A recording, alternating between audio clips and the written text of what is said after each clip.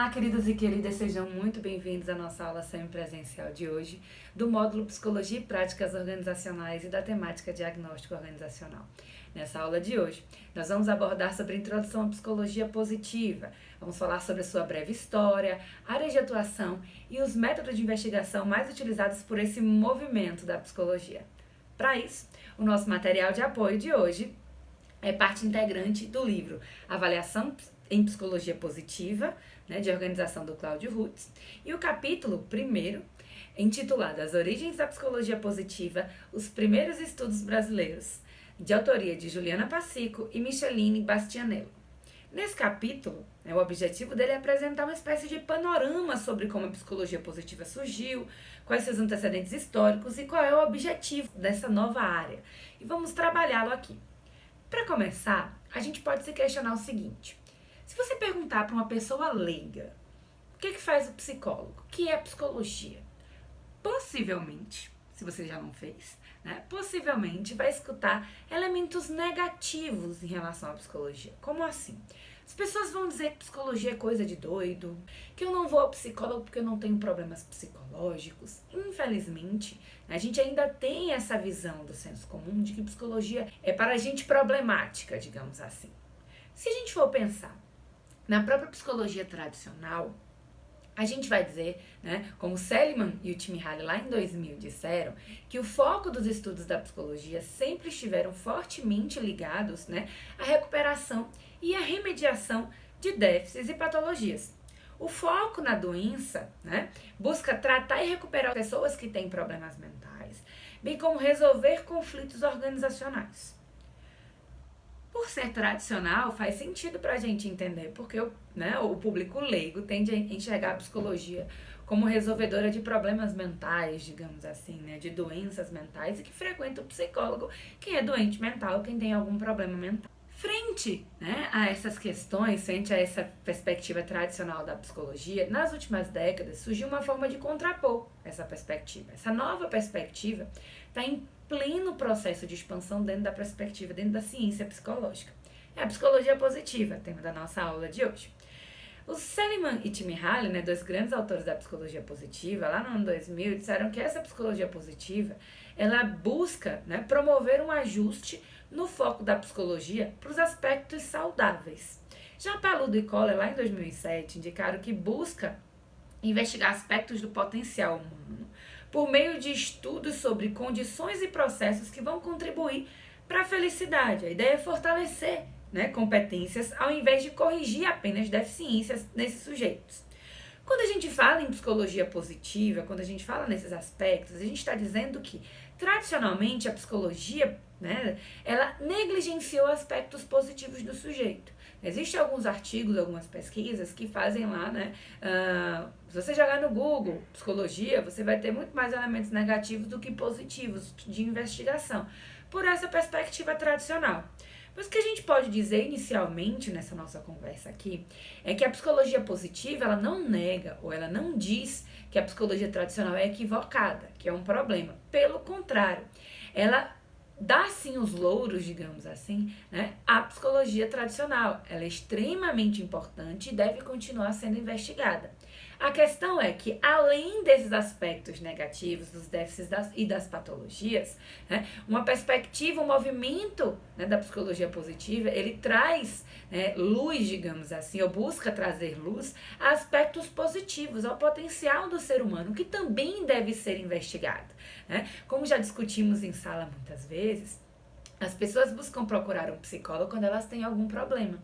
E por causa disso também, ou apenas por essa visão restrita, a gente tem perdido mercado para outros profissionais. A gente vai discutir também aqui um pouquinho sobre isso, essas diferenças entre a psicologia positiva e esses outros profissionais que atuam com isso. Mas para a gente começar a entender um pouco mais sobre a psicologia positiva, é muito importante a gente entender sobre a história dela. De onde é que surgiu, como surgiu essa psicologia positiva? Primeira coisa que a gente pode colocar é que a resposta para essa pergunta é muito controversa. Existem diferentes percepções, diferentes visões de como surgiu a psicologia positiva. O Seligman e o Csikszentmihalyi publicaram um artigo em 2000 chamado Positive Psychology and Introduction.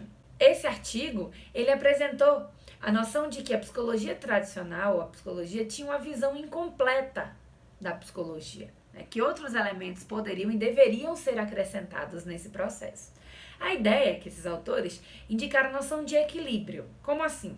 A psicologia, tanto a psicologia tradicional quanto a psicologia positiva merecem atenção, merecem ser investigados, né? Não apenas elementos positivos, não apenas elementos negativos, digamos assim, né? O termo positivo ou de psicologia positiva muitas vezes é confundido com positivismo, né? Muitas vezes é ligados à noção de determinismo ou de ciência, aplicação de métodos e elementos das ciências naturais para as ciências humanas e sociais como as nossas, né? Mas não é isso. Quando a gente fala de positivo da psicologia positiva, é importante a gente destacar que a ideia é o focar em aspectos saudáveis, positivo enquanto saudáveis desse sujeito, que vão ser capazes de fazer com que ele e a sua comunidade prosperem e se desenvolvam. Então, o foco que o positivo aqui não é de positivismo, mas sim de aspectos positivos, né? De aspectos que a gente pode colocar como saudáveis do sujeito e da sociedade em que eles estão inseridos. Continuando essa ideia, né, falando um pouquinho mais sobre a história da psicologia positiva, é interessante trazer duas histórias que foram colocadas pelos próprios, né, autores, o Seligman e o Csikszentmihalyi. O Seligman, ele trouxe, né, um caso, uma situação em que ele vivenciou com a própria filha, quando ela ainda criança. Ele gritou com essa criança e ela disse que era chorona, mas que ela ia deixar de ser chorona, ela decidiu não ser mais assim, e que ele também poderia deixar de ser resmungão, né, deixar de reclamar de tudo.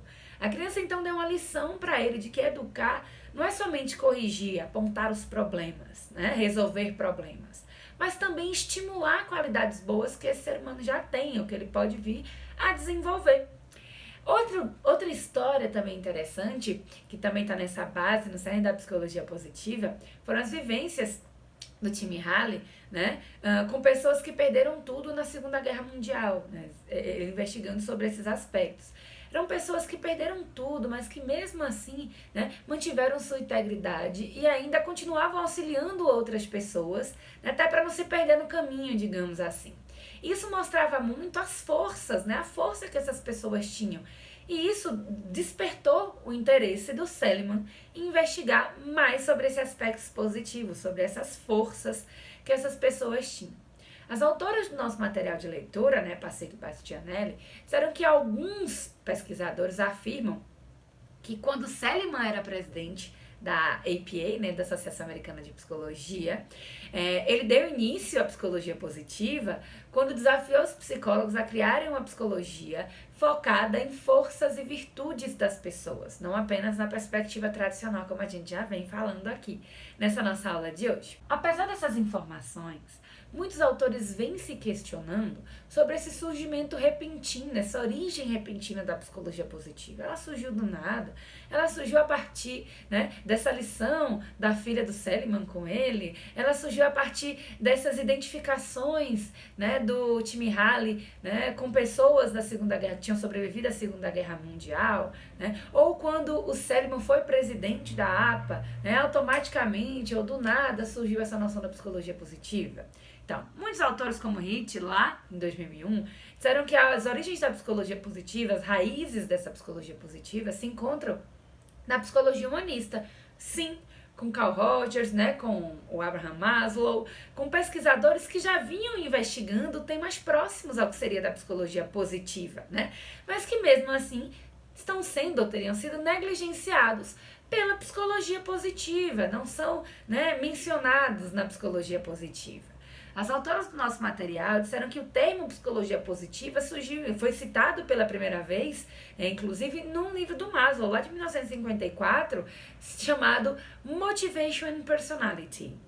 Um dos capítulos, por sinal, desse livro, lá nas duas primeiras edições desse livro, se chamava Toward a Positive Psychology, em que esse autor afirmava que o potencial humano ainda não havia sido completamente compreendido e precisaria ser mais estudado. Acontece que esse capítulo foi retirado, né, na terceira edição, e um dos elementos, né, uma das justificativas do próprio autor, é que a realidade havia mudado. A realidade da década de 50 era diferente da década de 70, que quando saiu essa terceira edição do livro. Alguns autores da psicologia positiva, eles negam essa questão, né, da psicologia humanista como base da psicologia positiva, até por elementos, inclusive, indicados pela própria psicologia humanista. Como assim?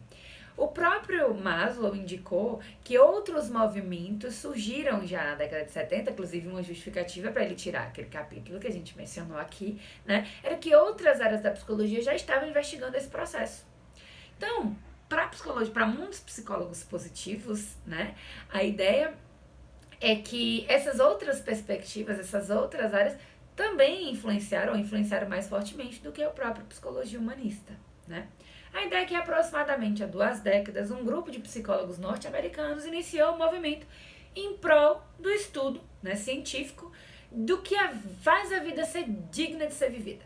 Entendemos um pouquinho sobre a história, mas o que é a psicologia positiva? Que movimento é esse? Né? O que é que ele traz? O Seligman e colaboradores lá em 2005, na sua publicação, indicaram que a psicologia positiva, na verdade, ela é um termo guarda-chuva para se estudar as emoções, características individuais e instituições positivas, centrado na prevenção e na promoção de saúde mental. Como assim? A ideia é que não é um elemento específico. O guarda-chuva da noção de que abarca, né, diferentes perspectivas, diferentes estudos e diferentes variáveis. Né? A ideia que a gente pode colocar é que o foco da psicologia positiva é a prevenção e a promoção de saúde mental. Como a gente já discutiu em sala, e vocês já viram em outras disciplinas, saúde não apenas como ausência de doença. Saúde como promoção de qualidade de vida e outros elementos que estão ligados ao potencial do ser humano, né? Então, o principal interesse dessa psicologia positiva, então, é o entendimento científico sobre as forças e vivências humanas, com foco na felicidade e em possíveis intervenções. Quando a gente fala em psicologia positiva, a gente está falando, além do entendimento científico, a gente está falando também sobre intervenções para promoção dessa qualidade de vida, dessa felicidade nas pessoas. O próprio nome psicologia positiva muitas vezes não ajuda, né? Juntamente com o enfoque positivo desse novo movimento, muitas vezes e erradamente, né, algumas pessoas identificam que a psicologia positiva seria uma espécie de autoajuda disfarçada, né, o que não é a realidade. Quando a gente fala em psicologia positiva, a gente tem que deixar claro que a gente não está falando de autoajuda, de esoterismo, de religião, nem de coaching. Como assim? Quando a gente fala de autoajuda, a gente não fala de ciência. Quando a gente fala de psicologia positiva, a gente está falando de psicologia. E a psicologia, ela é ciência. Então, psicologia positiva é ciência. Autoajuda não é ciência. Como a gente já discutiu em sala, quando a gente fala de autoajuda, a gente está falando de pessoas muitas vezes sem formação nenhuma, que utilizam o seu exemplo de vida, né, questões que vivenciou, para dizer para as pessoas regras de como ser feliz, os 10 passos para, né, trocentas coisas. Não é isso que a gente faz na psicologia positiva. A gente faz ciência, a gente pesquisa, a gente investiga, a gente testa modelos para ver se eles se sustentam e a partir daí, né, indicar possíveis caminhos a serem trilhados, né, possíveis perspectivas, formas de investigação e de intervenção para melhorar a vida do ser humano, né, e da sociedade em que ele vive. A gente também não fala de esoterismo, a gente não fala de horóscopo, não é nada disso, a gente fala de ciência. E a gente não fala de religião, né? A gente pode talvez estudar religião na perspectiva da psicologia positiva, mas a gente não está pregando, né, nesse sentido. E também a gente não está falando de coaching. Muitas vezes os profissionais do coaching bebem, né, na psicologia e na psicologia positiva para fazer as suas atuações. Existem, inclusive, vários cursos embasados em psicologia positiva, né, para o coaching. O que a gente precisa colocar em relação ao coaching é que ele não é uma profissão regulamentada. Tem ferramentas interessantes? Tem, mas a gente precisa tomar muito cuidado para não se tornar, inclusive, um processo ajudístico, né, autoajudístico. Então, o que a gente pode colocar, né, é que a psicologia positiva ela é psicologia, então ela é ciência. É o que diferencia de todos esses elementos que a gente veio colocando aqui. Além disso, né, falando sobre o que é a psicologia positiva, o Peterson, lá em 2003, trouxe que ela auxilia na prevenção de problemas mentais e físicos e no desenvolvimento de métodos de ajuda para pessoas e para comunidades. A ideia é que, a partir daí, a gente vai focar na melhoria né, dessa sociedade, dessa comunidade, mas a gente não está criando uma nova área de saber psicológico. A gente propõe um exercício, na verdade, né, o movimento da psicologia positiva, ele propõe um exercício, né, tanto teórico quanto metodológico, para focar em aspectos negligenciados pela psicologia tradicional. É um de redirecionamento do olhar, digamos assim. Né? A gente está focando, né, e está indicando que haja um redirecionamento, né, que a gente deixe de focar na psicologia tradicional, na visão negativa, né, ou de doença, déficit, patologias. Não, é muito importante. O que a gente precisa, segundo o Seligman, é olhar para o que dá certo com as pessoas, não apenas para o que dá errado. Né? Um elemento importante para a gente falar sobre isso é quando a gente está trabalhando os métodos em psicologia positiva. Como assim? Quando a gente fala em psicologia positiva, né, a gente está falando na utilização de diferentes métodos de pesquisa, assim como a ciência propõe. Quando a gente discutiu em sala, o método, né, ou a ferramenta de pesquisa que a gente vai utilizar, ela deve estar intimamente ligada ao que a gente quer investigar, ou seja, nosso problema de pesquisa. O Hitt, lá em 2001, colocou que há uma inadequação do uso de métodos quantitativos na psicologia positiva. Que para acessar o que a psicologia positiva se propõe a investigar, a gente não deve utilizar os métodos quantitativos, os instrumentos, as escalas de medida. Né? As autoras do nosso material prontamente rechaçaram essa ideia, né? Indicando que as pesquisas indicam justamente o contrário. Né? Indicam a adequação desse enfoque, que sim, a perspectiva quantitativa ela é extremamente importante e viável quando a gente fala em psicologia positiva. Né? Por exemplo, a construção e a busca de evidências de validade de instrumentos quantitativos. Né? A gente tem muito teste de modelo para ver se eles se sustentam empiricamente, ou seja, se eles são reprodutíveis, digamos assim, se quando a gente investiga as pessoas, se eles realmente se corroboram, se eles existem, se o modelo realmente faz sentido para as pessoas, né? Então, o que a gente pode colocar em relação aos métodos de psicologia positiva é que o uso tanto de instrumentos de medida quanto de estratégias qualitativas são viáveis para a investigação desses construtos. Novamente, depende do nosso problema de pesquisa. Então, nada de preconceito com, né, estratégias de pesquisa, com métodos de pesquisa. A gente precisa adequar a nossa forma de investigação para o nosso objeto, né, para o nosso problema e para o nosso problema de pesquisa, para a nossa pergunta de pesquisa. Um exemplo disso que a gente pode utilizar é quando fazendo uma analogia com a clínica. Né? Muitas vezes, como a gente colocou aqui, as pessoas vão procurar psicólogos buscando resolução de problemas e a gente, enquanto psicólogo, também foca nesses processos, né? na perspectiva tradicional. Por exemplo, algumas perguntas que são feitas, né, num consultório de psicologia clínica são: qual é a sua queixa, qual o problema que te trouxe aqui, né? E muitas vezes focado nos aspectos negativos. Essas perguntas, segundo a psicologia positiva, elas não devem ser ignoradas, né? Que a gente tem que deixar de fazer isso. Pelo contrário, elas são muito importantes.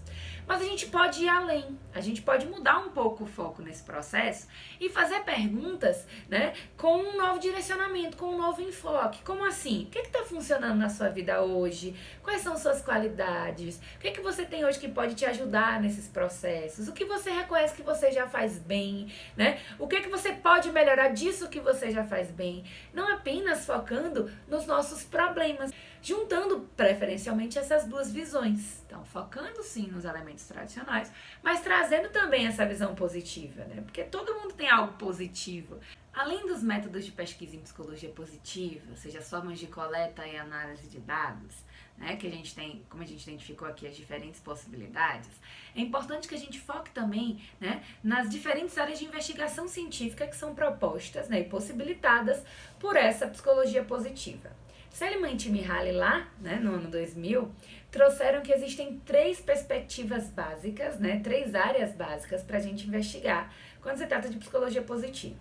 São elas: o nível subjetivo, o nível individual e o nível grupal. Vamos falar de cada uma delas agora. Quando a gente fala no nível subjetivo, a gente está falando no interesse, né, em investigar as experiências subjetivas e de valor das pessoas. Como o bem-estar subjetivo dela, a satisfação dela com a vida, a esperança, a felicidade. Então, elementos bem subjetivos dos sujeitos. Além desse nível subjetivo, a gente tem o nível individual. Como assim? Compreender características e o funcionamento de cada pessoa. né? Porque quando a gente fala no subjetivo, a gente pode investigar o bem-estar subjetivo numa série de pessoas. Já quando a gente fala no nível individual, a gente está falando de compreensão dessas características e funcionamento de cada indivíduo. Numa clínica, por exemplo, na investigação clínica, eu vou estudar aquele sujeito, o funcionamento dele, os talentos, as habilidades interpessoais, a generosidade, o perdão dele, diferentes elementos que fazem parte, né, desse sujeito. E por último, mas não menos importante, e bem próximo do que a gente estuda na organizacional, a gente fala do nível grupal. Estudar o nível grupal, né, investigar essas áreas, essa investigação científica do nível grupal na psicologia positiva, a gente está falando em analisar virtudes cívicas e as instituições e organizações que contribuem para a melhoria de vida das pessoas, com foco, por exemplo, na responsabilidade, altruísmo, tolerância, um incentivo de ética no ambiente de trabalho. Então, são elementos positivos que a gente investiga, né, em diferentes áreas. Então, é muito importante que a gente considere esses diferentes níveis, né, quando a gente está trabalhando com psicologia positiva. E pensando nas aplicações da psicologia positiva, né, em diferentes ambientes, a gente pode colocar o seguinte, que assim como a perspectiva tradicional, quando a gente fala da psicologia positiva, a gente pensa na aplicação dela em diferentes áreas da vida dos sujeitos. Como assim? Psicologia clínica, psicologia organizacional, psicologia escolar, psicologia do esporte, né? A gente tem uma série de áreas que a gente pode abordar a partir dessa visão, desse movimento da psicologia positiva. Duckworth, Steen e Seligman, lá em 2005, disseram que intervir positivamente para auxiliar o indivíduo a construir uma vida prazerosa, engajada e com sentido é o foco da aplicação dessa psicologia positiva. Como assim? Né? A gente precisa direcionar nossa atuação para obter, né, essa valoração, para obter esses elementos positivos, a intervir de maneira positiva na vida dos sujeitos, né, para ter resultados positivos. O Snyder e o Lopes, lá em 2009, trouxeram um modelo de intervenção em psicologia positiva que é baseado tanto na prevenção quanto na potencialização, né, sejam elas primárias ou secundárias. E por fim, por último, mas não menos importante, como anda a psicologia positiva no Brasil? É importante a gente se questionar sobre isso. Assim como no mundo, a psicologia positiva no Brasil ela vem crescendo, né, exponencialmente, digamos assim. A ideia é que a gente já tem certos movimentos aqui no Brasil em relação à psicologia positiva. Como assim? A gente já tem um congresso de psicologia positiva que ocorre de 2 em 2 anos, né? Que a ideia é tanto divulgar as pesquisas e as intervenções e atuações profissionais que têm sido feitas, né? Com base nesse movimento da psicologia positiva. A gente já tem diferentes laboratórios de pesquisa em psicologia positiva no Brasil, um dos que mais se destaca é lá da URGS, né, no Rio Grande do Sul. Existe pós-graduação em psicologia positiva, né, a PUC lá do Rio Grande do Sul também, né, tem uma pós-graduação. A gente já tem aqui na Metodista pesquisadores também atuando com psicologia positiva, inclusive no programa de pós-graduação, né, no mestrado e no doutorado de psicologia da saúde aqui da nossa instituição. Por exemplo, né, a Maria do Carmo Fernandes Martins, que atua com psicologia positiva, investiga elementos como engajamento, capital psicológico, bem-estar. Eu também investigo elementos da psicologia positiva nas organizações, né? Então, são pesquisadores que vocês podem procurar, inclusive, para iniciação científica, para TCC, isso é muito importante. Inclusive, se vocês quiserem fazer um mestrado, já estão na reta final do curso, né? Quiserem fazer um mestrado e um doutorado, também é legal, se vocês desejarem seguir por essa perspectiva, mas também tem pesquisadores, né, que investigam a perspectiva tradicional da psicologia no nosso programa. Então, a gente tem essa possibilidade ampla, né, de pesquisa no nosso programa de mestrado e doutorado aqui de Psicologia da Saúde da Metodista. Como a gente pode identificar, no Brasil a gente tem também diferentes variáveis sendo investigadas, né? Com destaque para algumas delas, por exemplo, né, o bem-estar, o engajamento, o florescimento. A gente vai discutir essas variáveis na nossa aula presencial. A gente vai discutir como atuar, como investigar, né, seja na pesquisa, seja numa atuação profissional também, com base na psicologia positiva. Isso vai ser estudado em sala de aula, então, até lá! Espero que você tenha gostado dessa nossa aula semipresencial de hoje. Qualquer dúvida a gente discute na próxima aula, ok? Abraços!